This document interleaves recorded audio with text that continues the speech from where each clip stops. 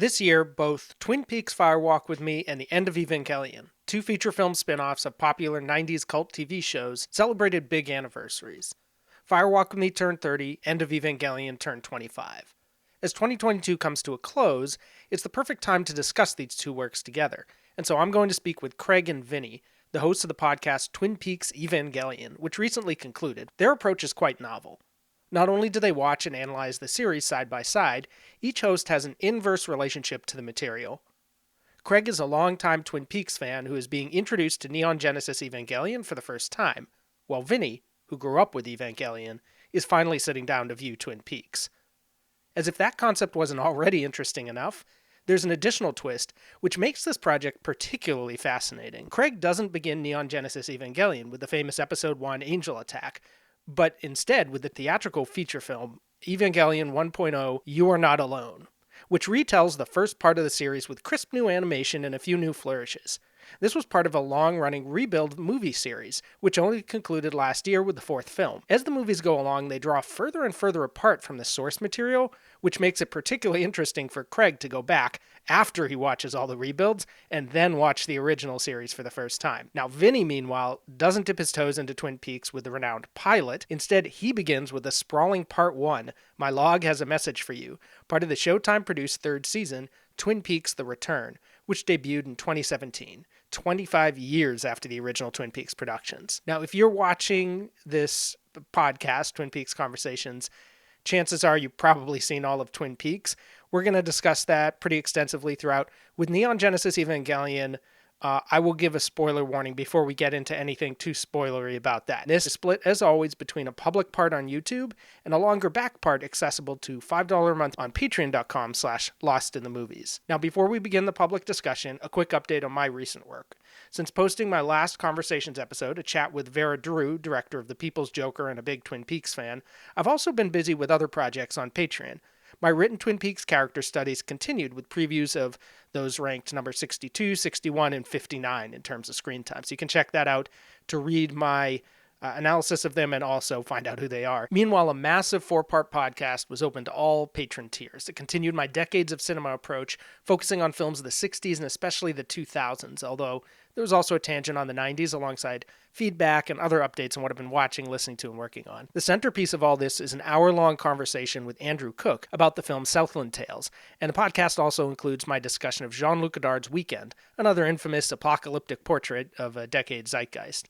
Elsewhere, although I'm still working on it at the time of this recording, a public podcast on Rashomon should be up today on my Twin Peaks cinema feed, comparing the great Akira Kurosawa film to Twin Peaks, so another Japanese cinema Peaks connection there for you. Rashomon concludes 3 months of disordered stories on this monthly podcast, where I talk about films that have stories that take place out of order in some way. Last episode, I mentioned a Marie Antoinette podcast. It wasn't actually quite ready on schedule, but it has gone up since then on my Lost in the Movies feed. And for Lost in Twin Peaks, a hybrid weekly daily podcast covering all of season 3, that's kept chugging along as I've been posting episodes and illustrated companions covering parts 15 and 16 the past few weeks. Last week on my site lostinthemovies.com, I offered a new entry in my long dormant unseen series, in which I write about popular movies that I haven't seen before from a given year. This time it was 2011, and I covered Captain America. Finally, and quite relevantly to my discussion with Craig and Vinny tonight, this morning, I published a review of the 2021 film that concludes the rebuilds in similar but different fashion to the series finale in The End of Evangelion.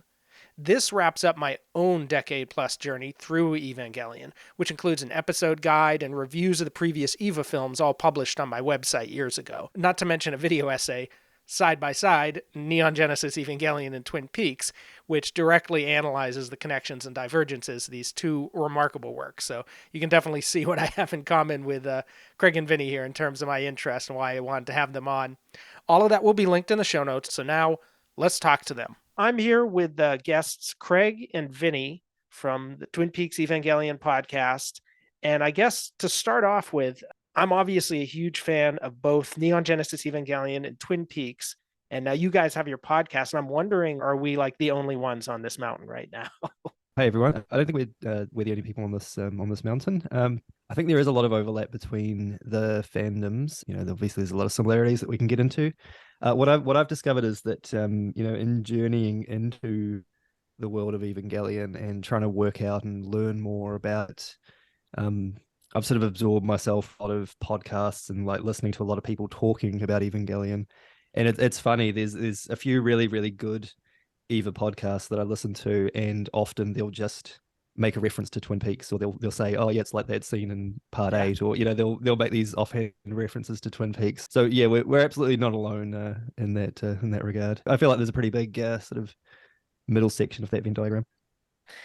So tell people a little bit about how you guys came up with this idea. I think Vinny, Craig came to you, right? Craig and I was in the anime chat, and then Craig was like, "Oh, this will be my only time here. Bye, nerds." And then I made a joke. Oh, Craig, I bet you would like Neon Genesis Evangelion. And he's like, yeah, whatever. Then, like, soon after, he messaged me, hey, I have an idea. I've always wanted someone to watch Twin Peaks starting from The Return and then watching the original series and then watching Fire Walk with me. I'm like, I mean, I've always heard about Twin Peaks. I didn't know much about this. I just knew the name like David Lynch, and Twin Peaks is a great show. So then I'm like, okay. Then he's like, do you think Evangelion would lend itself in a similar way, where if I watch the continuing series of rebuilds that are set after the series, and then watch the end of Evangelion movie and then the series, would it be an interesting thing to talk about? I'm like, yep. So it was this weird thing where we were both kind of trying to get the other one to watch our thing, and then we both liked the other one's thing. And I love the approach to it too, the kind of backwards idea of starting with the end. I've always been super fascinated, like way before The Return came out, with people who watched Firewalk with me before the series. And now that The Return Mm, came out, I was like, I couldn't mm. really find that many, or maybe anybody. I'm trying to think if I'd run into anybody before who actually watched The Return and had like sort of in-depth thoughts. I'd heard of a few people. I remember one thing that struck me was somebody said their dad watched Twin Peaks The Return with them and then watched like the original Twin Peaks and was like, oh, so that's why Dougie likes coffee. So it was like his whole perspective on Cooper, which I guess would be somewhat similar to Vinny, was the idea of him as Dougie first and foremost. So that's an Mm. interesting aspect of it, I think, to start with that final thing, and it changes how you view everything else. Like I'm a big fan of kind of mixing up viewing orders and making people be guinea pigs. So thank you for entertaining me in that way. This whole project was the idea of, as a Twin Peaks fan, a long-time fan who was, following the return closely when it was on and had watched it sort of many times since, what would the return specifically look like to someone who had no context for that? I just thought that was a fascinating idea. And, during lockdown, I was looking for a creative project, and, we sort of stumbled upon this. Question for both of you, I guess. Well, two questions. One is, how likely did you think it was that the other person wouldn't end up liking either Evangelion or Twin Peaks? And I guess secondly, how much were you surprised by yourself by how much you ended up enjoying it? Because you both did end up with pretty positive impressions, I think, of the thing that you delved Mm. into. I was fully convinced Craig was just gonna stop talking to me because Justice was so fucking weird and out there and all that. But then, like, I could tell, like, with the first rebuild, he's like, okay, giant robot kid, all right. And then with the second rebuild, when like the plot and the action just ramped up, he's like, okay, I'm really into this. And then I think the third one was really when he got sunk in because it was just so different from the other two. And then as I was going along, because the way we formatted our episodes was like the first episode was me covering parts 1 through 4. And I was like, and I was more like entranced with like the mystery of it all and what is this world and all that. Then with the second episode, when we covered 5 through 8, I'm like, oh, part 8, this is the best piece of television I have ever seen. I am forever hooked on this thing. It took me a while to warm up to Evangelion for sure. The first film that I watched, the rebuild film, I thought, yeah, this is kind of interesting. It's a little bit weird that they're putting so much stock in these 14-year-old girls. That's a bit gross. Um, little did I know how far that would plumb. It took me a while to get into it, but there was enough kind of character stuff happening, and there was enough, and it looked amazing. Visually it was stunning. So that was enough to kind of hook me in for sure. Yeah, the second film I really, really got into. The third film was probably my least favorite, mainly because it was just so grim, pit of despair. um, stuff. And yeah, and obviously the fourth film is a masterpiece, and End of Eva is a masterpiece as well. I was concerned sort of how Vinny would respond to the return, because I know that there is some divisive elements, and it is for a lot of it really quite slow and meandering. And I was really intrigued to find out what Vinny thought of Part 8 specifically, because people tend to fall into two camps with that episode. They're either all in on it and they, like Vinny, they think it's a masterpiece. But I've definitely had accounts of people who just watch it and just go, "Nah, I'm done. Nah, this is too much," and turn it off. So I was interested to see what side of that fence Vinny sort of fell into, and I'm glad that he responded well to it for sure.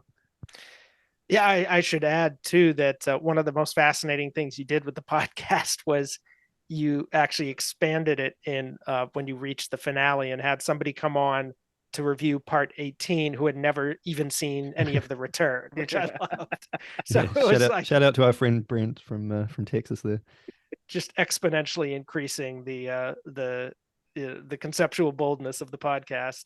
But I remember having actually a similar feeling, like a similar uncertainty about Neon Genesis Evangelion watching it the normal way, like as a show, which is interesting because that first film is basically the first 5 or 6 episodes of the show. That's kind of an interesting Right. difference between the projects that you guys were doing. In one case, you're watching something that retells Evangelion, and the other person is watching something that very much springs off from Twin Peaks. But I remember watching those like first 5 or 6 episodes, being like having no real context for anime because I hadn't watched any anime before, and I was kind of like, I don't know what is like all the like raunchy stuff and the weird like gags that they would do and like the wild shifts in tone, which eventually sort of become part of the Mhm. charm. But I think one thing that helped me, I remember, was watching I think around the time Asuka came on, I was like, I cannot stand her voice.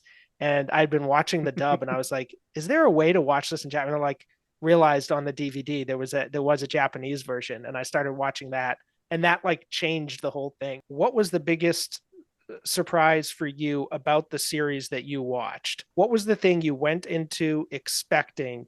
So not so much like what's something that happened that you didn't expect, but what was something you actually went in kind of thinking about and expecting and anticipating to the extent you were anticipating anything, and then finding out that the thing itself was something different. Uh, for me, I always figured Twin Peaks was like the X Files. Like we have this agent who goes to this town and weird stuff happens, and then it's like an episodic thing where I thought, okay, well that makes sense. Like both these shows were in the '90s, both have supernatural elements, both have David Duchovny, and this is what it's gonna be.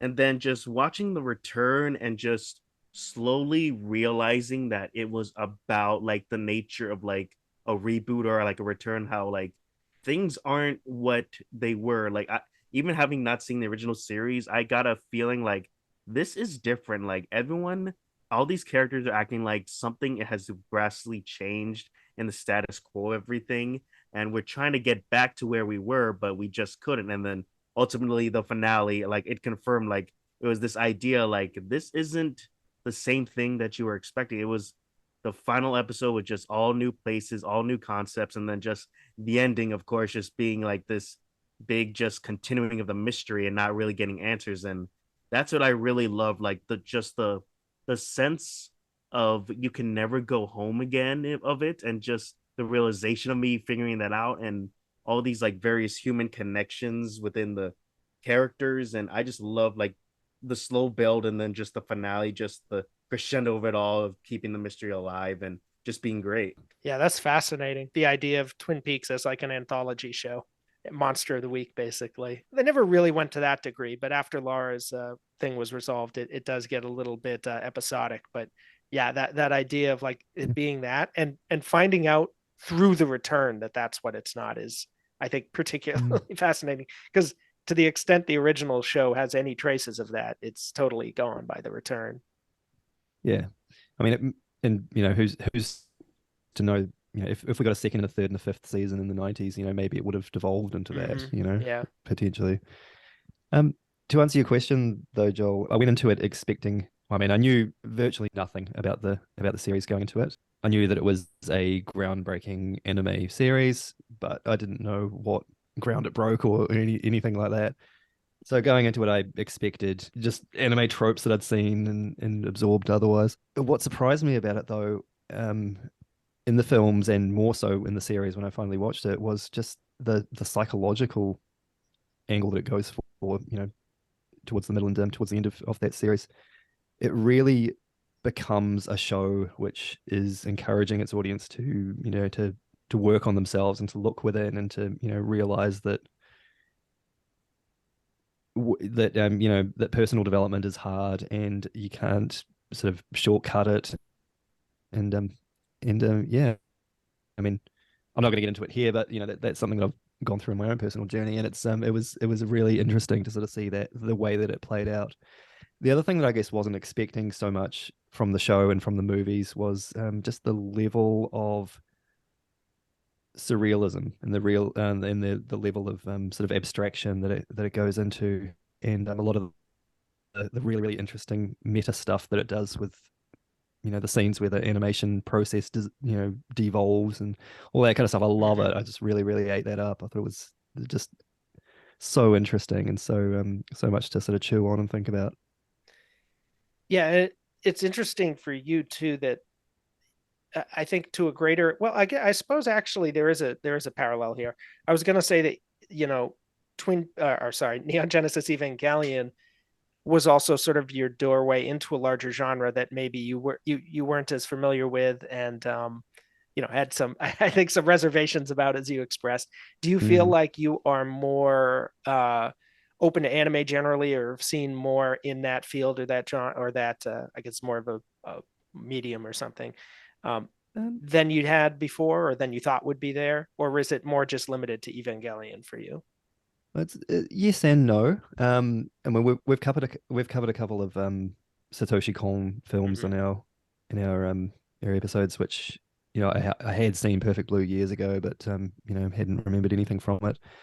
Um, and on the back of Evangelion, I sort of started watching Ghibli films with my children, which is something that I'd never really got into. And they're terrific. You know, spoiler alert, Ghibli films are really good. Um, but no, to answer your question, it did open me up a little bit because I had always been a little bit resistant to anime, but I'm not. I'm at a point where I don't feel compelled to dive headfirst into a lot of other series. I feel like NGE will probably be my anime series, and I Hmm. don't envisage myself diving down the rabbit hole of other anime because I'm not convinced that they'll be as good. Eventually. Well, it's interesting you talk about films, because I noticed that with the podcast, and that's partly an issue of formatting. If you go into another series, that would expand the project way beyond its original scope. Mm, So there is that. But it is interesting that it kind of opened you up to some anime films, but still, the series. And I think it's partly because even when it was a TV series, it was so short, sort of like Twin Peaks, mm, that in some ways it's almost closer to a movie than like these shows that mm. go on and on for hundreds of episodes and all this stuff you have to dig into with them. Yeah. So Vinny, actually, I kind of had a similar question for you. As I was saying, it seemed like there wasn't really a parallel for you, because you're going the Twin Peaks as part of like the mystery genre or the soap opera or whatever. It doesn't represent something exactly the same way Neon Genesis Evangelion represents anime. But then I thought about it, and really you hadn't seen any David Lynch films, I think, right, before this. So this actually was a gateway for you as well into another wider world. And I'm curious what you made of that, and how this film kind of changed how you maybe thought about Lynch, or thought he might be as a filmmaker beforehand. Yeah, so yeah, I just knew David Lynch as a name. Like I just like my most interaction with him was like that one video of him describing him saying no to directing Return of the Jedi. I always like enjoyed that video, but I never like knew anything else of the man. So the second I really got into Twin Peaks, I'm like, okay, I want to watch, what else he's done. And then of course we made like episodes of me like watching Mulholland Drive, Blue Velvet, Lost Highway, but I was down to watch the rest of it, even if we weren't gonna, make episodes on it. Like I'm still I have Criterion orders of of Lost Highway now and Blue Velvet and all that. So my next one is probably gonna be Eraserhead because I know like that was a very like early film for him. So I'm really excited to watch that eventually. But other than that, like just his other works, like my God, this guy is so good. Like Mulholland Drive was fantastic. Lost Highway is fantastic. Blue Velvet just shook me in ways that I didn't know could happen with Dennis Hopper almost playing exactly Bowser from the Super Mario Brothers movie in that, and just the performances he can get, the imageries he can do, and just the whole vibe of everything David Lynch does is magnificent. He's a true auteur in what he does, and like it's a revelation for me, honestly, this entire venture. When Angelo Badalamenti passed away the other day, R.I.P. People Mm. were sharing some of his work, and somebody pulled up like the Straight Story and how different that is, where it's got like this fiddle music, it's sort of all Americana. And as for Angelo, same with David, I feel like that film shows to me, and that's one you haven't watched yet, right, Vinny? Correct. Straight Yeah. Story. I watched it yet. Okay. So I won't say too much. I won't spoil the equivalent of the creature behind the dumpster there. No, just there are no jump scares in the Straight Story. I will tell you that. um, but just it's been a minute since I've seen it. I'm just like, what? yeah, right. Maybe there is one. Maybe the deer lady. I'll just leave it at that. But basically, that that music kind of reminded me how, like, for both Angelo and David, like there's such a breadth to their work. They do so much sort of eerie, spooky surrealism that you see a movie like The Straight Story, or to a certain extent The Elephant Man, although that has a lot of surreal touches as well, and you're like, David Lynch could just be a great director, full stop, of like normie movies as well. Like he's just a great Mm, director. The performances, the technique, and I almost feel like that gets lost sometimes because of how weird his work is. Mm-hmm. But it's like, mm, no, he's like a straight up like a Hitchcock or any of those directors. He's mm, just as good on like the technical and artistic level. So yeah, yeah, I think it'll be interesting as you, because I think so far you've watched the ones that are probably closest to Twin Peaks. I think Lost Highway, Mulholland Drive, and Blue Velvet, all between them, I think are kind of in that circle around that film in a way. yeah. But as you Uh, watch even more, I think you'll be in for some interesting surprises as well in yeah, both directions. Because Inland Empire is the opposite direction of Straight Story. I love that yeah. one too, but yeah, It's a very, very crooked story, there are that definitely one. jumps. There are definitely jump scares in that one, like the worst Yeah, I've ever seen. um, absolutely. No, I think a lot of that, when we were deciding on our episodes, especially following when we finished covering the return, a lot of that was kind of by design. I mean, those films that are kind of Twin Peaks adjacent are the ones that I'm definitely more familiar with and have seen more. So we did want to kind of keep it within that kind of realm as we were sort of planning those. Just going to Angelo, and yeah, very, very sad loss. I just want to Can I just quickly ask you a question, Joel? Yeah, I've been please. trying to find information on this, and I'm just wondering if you might know it in your encyclopedic knowledge of I'll do such my things. best. Um, Angelo told a story once. The clip was going around a little while ago after the Queen died about how the Queen blew off Paul McCartney because she wanted to watch Twin Peaks. Do you recall this? Oh yeah, I love that story. For listeners who aren't familiar with that story, basically Angelo Badalamenti tells a story that Paul McCartney told him one time. He was like, he kind of poked him. They were doing some concert together or something. He like gave him like sort of a teasing jab and was like, "I hate you." He's like, "What are you talking about?" He's like, "I was sitting with the Queen, and I was playing. I was going to be playing this command performance for her, and I was all set up and all excited, sitting at the piano. And suddenly she gets up and starts to leave, and I go, "Well, what's going on?" And she says, "Oh, I'm so sorry, dear Paul, but Twin Peaks is on at 8 o'clock, and I simply must be watching." And she left the room. Is do Has it ever been confirmed which episode of Twin Peaks would have been screening on UK TV that night? To your knowledge? That is a great question. Um, I've never even thought about it. I'm sorry to say. no, I mean, thank you for bringing that up, it's because now I have a new it's fine. mystery to solve. I mean, I did a little bit of googling, tried to work it out, Yeah. and I was just fascinated to know whether it was an episode that would have been, quote unquote, worth skipping out on Paul McCartney for. In hindsight, I just thought that was a It, fascinating it was one of the little Nicky idea. ones. Most likely, it probably was.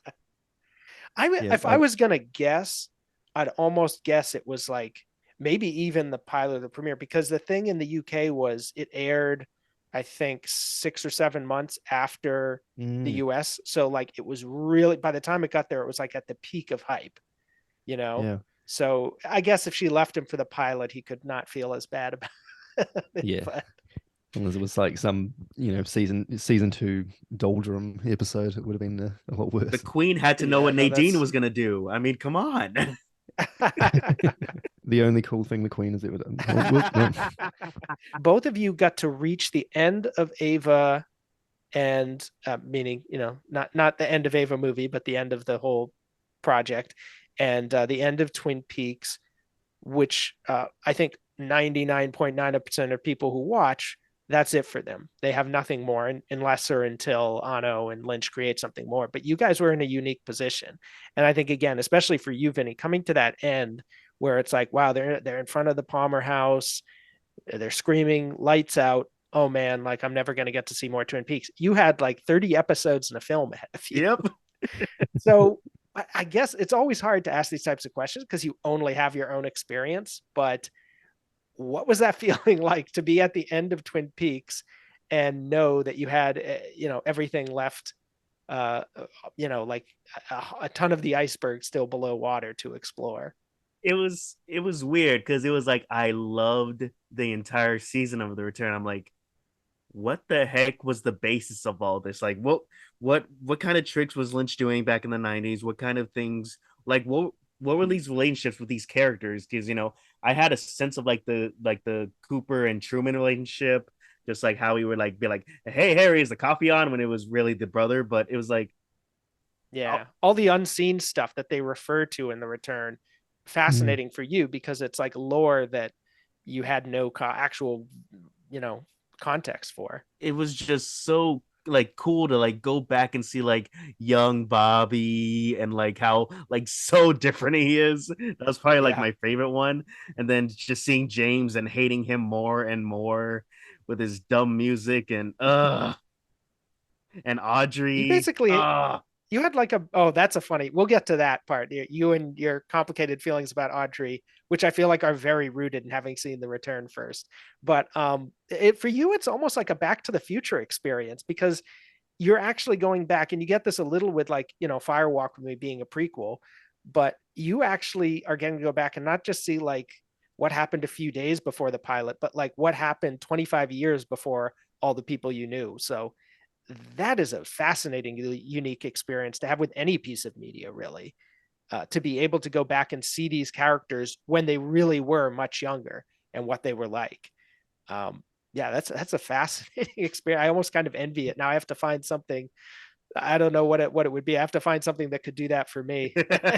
Force myself to watch it backwards so I can have that experience. Watch Memento backwards. See what happens. Yeah, exactly. I love the fact that you guys did go on to watch the series and record your reactions. I mean, honestly, I would have been fine with like an episode by episode, but obviously I think it was more manageable to do the entire series and come back for your reactions after. And I was like nervous you weren't going to do it. And I was like very relieved that you did. Oh, well, thank you. So for you, Craig, you had a little bit of a different experience coming to the end and being able to go back to the beginning. And I Mm. guess on two fronts, I'm curious about your reaction. One being you reach the end, and I think it's quite clearly an end to like everything, like even more. And here, I guess, okay, um, spoiler alert, I suppose this is a Twin Peaks podcast, so far I think we've held off on even anyone watching this is going to know what happens in Twin Peaks. Some people might be watching without knowing what's going to happen to Evangelion. Here we'll get into a little bit more of those spoilers, so maybe tune out, watch Neon, watch the entire series and films and all of that, and then come back and press pause again and unpause So on see you in YouTube. several hours. Exactly. Yeah, it won't take that long. But so to get into that a little, I'm curious what it was like to Mm. experience that ending that really feels like I think even more so than End of Evangelion or the finale of the series feels like this grand meta wrapping up. And then also, what was it like to know, as with Vinny, you've got this whole series to explore, and a series which is going to follow a lot of the same narrative beats, which is different from him. I mean, we sort of went in a weird order with our episodes. We did the first rebuild film, the second rebuild film, the third rebuild film, and our original plan was to watch the finale 3.0 plus 1.0 as our sort of fourth episode. Um, but we figured just with the way that the return episodes that we were covering lined up, we thought it would be better to do Right. the end of Evangelion before watching the finale film. To answer your question, though, I mean, having seen those two endings first, so the end of Evangelion and then finally the finale, two very different films, and two very, very different endings. I kind of went back and approached the series with the knowledge that some of the stuff would have been, the original version of what I had seen already, but I had absorbed and hadn't, come to learn that there were a lot of changes between what happened in the series and what happened in the rebuild films, and also that the end of Evangelion was largely a reaction to the originally broadcast TV finale episodes. So I went in very, very curious about how the show, in its original run, had dealt with its narrative and how that was different from what I had seen already. Anyone who's seen the show knows that for a big chunk of the original show's duration, it is largely a kind of a monster of the week type of episode, probably more akin to the X-Files than the original Twin Peaks was, in a lot of ways. But that it does 2/3 of the way through shift into that really interesting psychological and abstract stuff, which I spoke on earlier. I went into the series knowing that there would be some differences from what I had seen, and the interesting part of it for me was to sort of see how it explored those themes and how it told its story with basically with hand drawn animation from a TV budget in the early 90s. And that was interesting too on a visual level as well, because obviously the animation wasn't as advanced as what I'd seen, but it was really, really cool visually to sort of see how that story had been told and how that was depicted. Yeah, definitely. I mean, it's in a weird way, you did have a parallel to Vinny, even though you're not seeing the quote unquote actors any younger. I mean, in Evangelion, they notoriously don't age, some of them. So uh, you have a difference there, but you do have the experience of going back to something that everything else has been directly reacting to. I would argue the return has a lot of that as well. Like there's a lot in the return that is kind of a comment or a riff on the original series, but it's a little more subtle. Whereas I feel like in Evangelion, partly because it's retelling the story and partly just because Anno is so on the surface reflexive about his own work, that you have a much more of a sense of this is commenting on this existing piece of media that I haven't seen yet. So that must have been pretty interesting to go back to the source. The fact that the show has so much, it's 22, 23 episodes, so it has more breathing room to flesh out characters and stuff. I think that's another reason it sort of feels like you'd be getting more of the kind of the meat in that. Did you feel that way? Yeah, to a degree. I feel like a lot of the interesting stuff that I found in the rebuild films, subtle references to, instance, all the Kaworu stuff on the moon, where he sort of says, oh, we'll meet again, and this is a predetermined fate, and all this kind of stuff. And Arno is on record as saying that Evangelion is a story that repeats. So it was really kind of, I always sort of had that in the back of my mind, and that if these rebuild films are a retelling of something that has existed already, then what about them is going to be different, and what is and how is that going to sort of play out? No, I know exactly what you mean. Like you're seeing the motivation after the reaction. The rebuild films, took a notoriously long time to develop, and the production schedules were blown out by almost decades at some points. But with the TV production schedule, they're cranking these episodes out, and from what I understand of the production of that original show, a lot of for something that's so dense and lore heavy, a lot of the stuff they were just kind of making up on the Yeah. fly, And not which only is that, baffling to me I because it's so, yeah. no, I was just gonna say I feel like the viewers sometimes go even further with that. Like there's a lot of lore about Evangelion that I swear is not actually in the series. Like people just made it up watch. Same thing with Twin Peaks to a certain extent. Yeah. Well, that's the thing. Like, if it's if it's not clearly explained, through exposition and stuff, which Lisa shows would do, then people are going to fill those gaps. But having said that, Evangelion is especially the intriguing thing about Evangelion is that it is so dense and there's so much happening, and you're scratching your head for so much, and you can read Eva wiki posts that scroll for pages and pages about specific references to things, but the characters do for the most part explain exactly what's happening, but it's just so caught up in this weird abstract imagery and just so much extra stuff going on that it's just really hard to miss. It's really easy to miss. I mean, yeah. So in a moment, I think we're gonna start to dig into some of the connections here. The way that you guys set up this podcast, I would say it's sort of parallel tracks for the most part. Like you're talking about these two shows side by side, and you do draw some threads, common threads. You have a section at the end of each episode where you talk about like what the episodes have in common. Sometimes it's like sort of goofy connections. Sometimes it's um, something that is actually kind of compelling and like I hadn't even thought of before. So I want to talk a little bit about the connective tissue you saw between these two works, especially having been familiar with one before and discovering one anew. But before we get to that, this is where we're going to branch off into the Patreon section. So I want you to share with the listeners where they can find you, where they can find your work, what else you might be working on before we go into that part. We've got something which is scheduled for a Perfect. surprise Christmas release. So Okay. yeah. All right. I mean, you can find us online. All our episodes are where you find podcasts. We might come back with every so often. So subscribe if you like.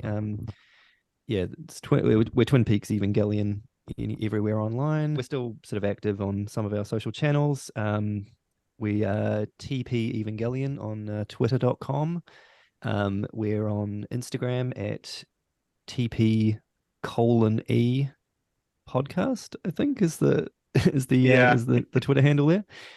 And we're not going to get into it, but our email address, if you want to reach out to us, is tp::e, all one word, at gmail.com. And yeah, we'd love to chat Twin Peaks and or Evangelion and or anything else. Yeah, the semicolon running joke throughout the series is one of the great threads holding it together. Best typo I ever made. Yeah.